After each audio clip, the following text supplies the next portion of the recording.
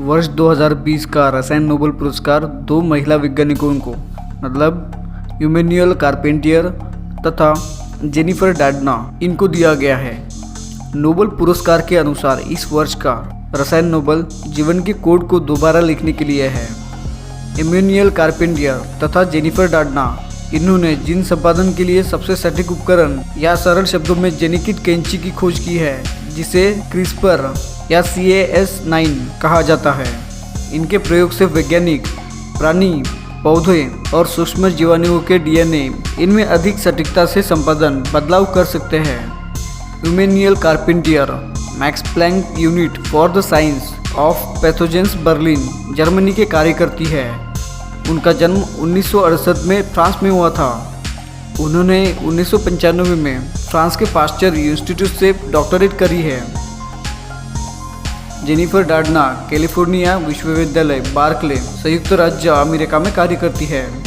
उनका जन्म 1964 में हुआ था और उन्होंने हार्वर्ड मेडिकल स्कूल बोस्टन से 1989 में डॉक्टरेट की है। जेनेटिक कैंची जीवन के सूत्रों को दोबारा लिखने के उपकरण। दोस्तों, इमैनुअल कार्पेंटियर तथा जेनिफर डार्डना ने जेनेटिक संपादन के लिए एक नया उपकरण खोजा है। इस उपकरण को क्रिस्पर या CAS9 कहते हैं। इस उपकरण से प्राणी, वनस्पति, सूक्ष्म जीवों के DNA में मनवांछित बदलाव अधिक सटीकता से किए जा सकते हैं। इस तकनीक ने जीवन विज्ञान पर क्रांतिकारी प्रभाव छोड़ा है, जिसमें कैंसर जैसी व्याधियों की चिकित्सा की नई विधियाँ तथा वंशानुगत बीमारी की चिकित्सा का स्वप्न पूरा हो सकता है। वैज्ञानिकों को जीवन के बारे में अधिक जानने के लिए कोशिकाओं में मौजूद जीन्स में परिवर्तन करने की आवश्यकता होती है। यह जीन्स में परिवर्तन की प्रक्रिया समय लेने वाली, कठिन और कभी कभी असंभव होती है। क्रिस्पर या CAS9 इस कैंची के प्रयोग से जीवन में इन सूत्रों के परिवर्तन कुछ सप्ताह की अवधि में ही संभव हो गई है। रसायन नोबेल कमेटी के अध्यक्ष क्लेस गुस्तावसन के अनुसार इस जेनेटिक उपकरण में हम सभी पर प्रभाव छोड़ने की असीम शक्ति है। इसने मूलभूत विज्ञान में क्रांति लाई है।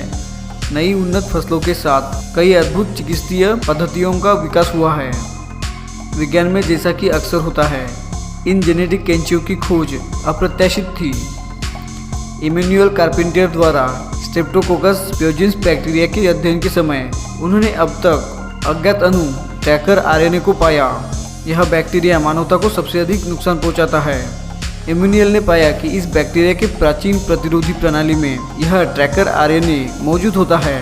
क्रिस्पर या CAS9 कैंची के प्रयोग से इस बैक्टीरिया के DNA से काटा जा सकता है। इमैनुअल ने अपनी खोज 2011 में प्रकाशित की थी।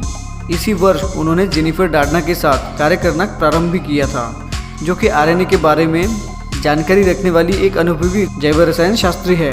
उन दोनों ने मिलकर बैक्टीरिया के गुणों के गुणसूत्रों को काटने वाली जेनेटिक कैंची एक टेस्ट ट्यूब में विकसित की थी तथा इस जेनेटिक कैंची के आणविक संरचना को इस तरह से सरलीकृत किया कि उन्हें प्रयोग में लाना आसान हो गया। इस क्रांतिकारी प्रयोग में उन्होंने जेनेटिक कैंची को दोबारा लिखा। अपने प्राकृतिक रूप में यह कैंची वायरस के DNA को पहचान सकती है, लेकिन कार्पेंटियर तथा डार्डना ने सिद्ध किया कि इन कैंचियों को इस तरह से नियंत्रित किया जा सकता है कि वे DNA को पुनर्निर्धारित स्तर से अधिक सटीकता से काट सकती है। जिस स्थान से DNA को काटा जाता है, उस स्थान पर जीवन के सूत्रों को दोबारा लिखा जा सकता है। जब से कार्पेंटियर और डार्डना ने इस क्रिस्पर CAS9 जेनेटिक कैंची की खोज की है, इनका प्रयोग अत्यधिक तीव्रता से होने लगा है। इस उपकरण के प्रयोग से अनेक मूलभूत खोज हुई। वनस्पति वैज्ञानिक इस प्रयोग से ऐसी फसलें बना रहे हैं जो कीड़ों, फफूंद, बीमारियों और अकाल से सुरक्षित है। चिकित्सा के क्षेत्र में कैंसर जैसी बीमारियों से लड़ने और बचाव के लिए नई चिकित्सा पद्धति विकसित हो रही है। इसके साथ ही वंशानुगत बीमारियों के उन्मूलन का सपना वास्तविक में साकार होने की आशा जागी है। ये जेनेटिक कैंचियाँ जैव विज्ञान को एक नई ऊंचाई पर ले गई है और वे मानवता के लिए सबसे अधिक प्रभावशाली तकनीक साबित हो रही है। तो दोस्तों, यह जानकारी अगर आपको पसंद आई हो तो इस वीडियो को लाइक करना बिल्कुल न भूलें, और अगर आपको इसी तरह की रोचक जानकारियाँ पसंद है तो इस चैनल को ज़रूर सब्सक्राइब कर लें और डेली नोटिफिकेशन के लिए बेल आइकन को ज़रूर दबाएं। तो मिलते हैं दोस्तों हमारे अगले वीडियोज़ में। भगवान करे आपका आज का दिन शुभ रहे।